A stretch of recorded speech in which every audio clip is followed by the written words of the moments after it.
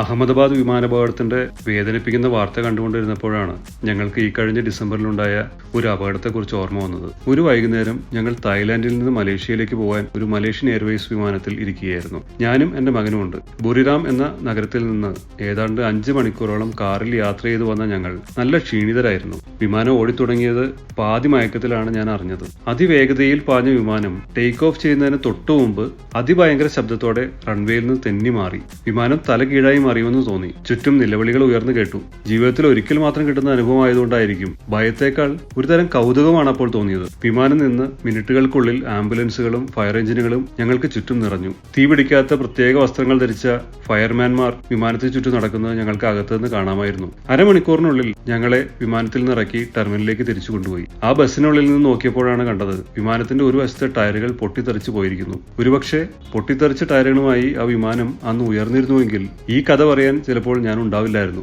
എന്തായാലും പകരമെത്തിയ വിമാനത്തിൽ കയറിയിരുന്നപ്പോൾ ഞങ്ങൾക്ക് രണ്ടുപേർക്കും അല്പം പോലും ഉറക്കം വരുന്നുണ്ടായിരുന്നില്ല.